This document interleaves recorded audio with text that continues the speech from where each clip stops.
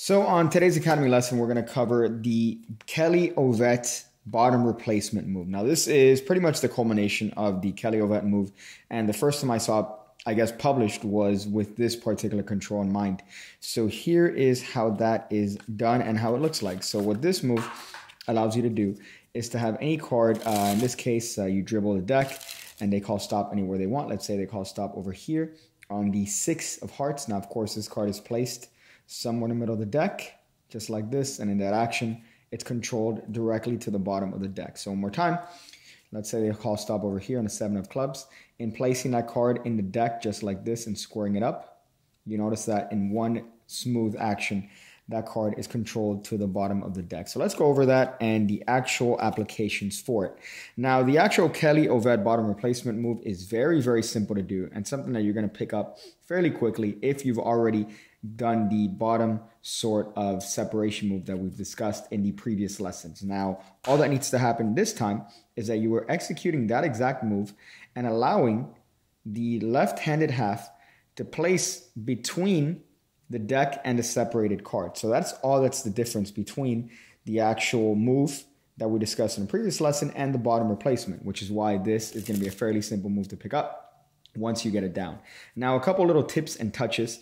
You're going to dribble the cards and have the spectator call stop. Now, from the typical dribble position, you're not going to be in a place where your fingers are going to be in the right position for the actual move. So what I like to do is I just like to adjust by a straddle grip. So I grab the deck between my forefinger and my pinky, just like this.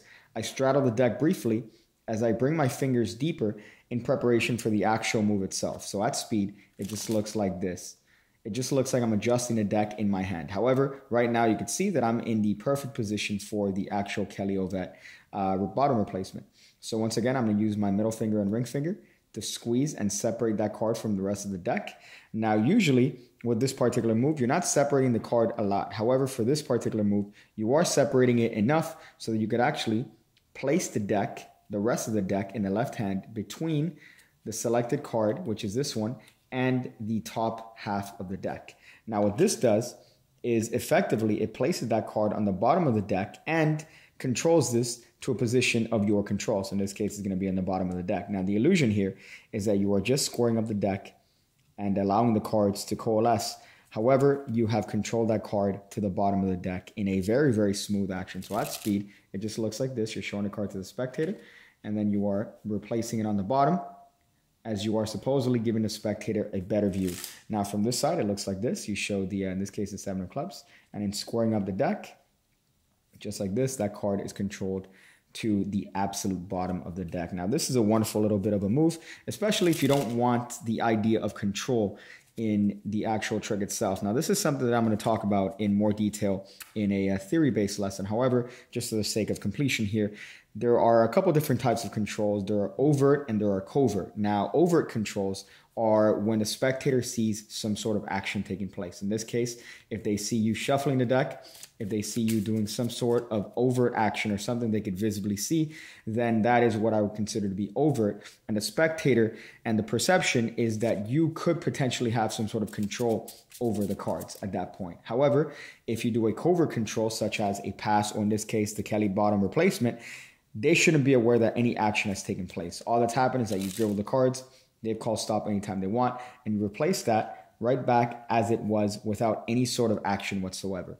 That is a covert control, and the spectator should be left with the implication that nothing has taken place. So therefore, you have no possibility of control over the cards because that card is in the middle of the deck. Now, it's going to be dependent on the actual trick or the effect, whether or not you want to use an overt or a covert control. However, this one is of the category of covert controls because, once again, the spectator isn't seeing any sort of overt action on your place. Now, in the next lesson, we're going to discuss how to use this move as a top control. So in this case, we have the ace of diamonds, and replacing the deck, we could actually square up the cards and control the ace of diamonds to the top of the deck. We're going to discuss that in the next lesson. That's just a little bit of a teaser for you to think and munch on later on. But that is the Kelly Ovette bottom replacement move. It's a wonderful move if you want to control a card directly to the bottom of the deck in a fairly simple and quick fashion. I hope you guys enjoyed that. Thank you guys for being part of the Academy, and I hope to see you on the next one.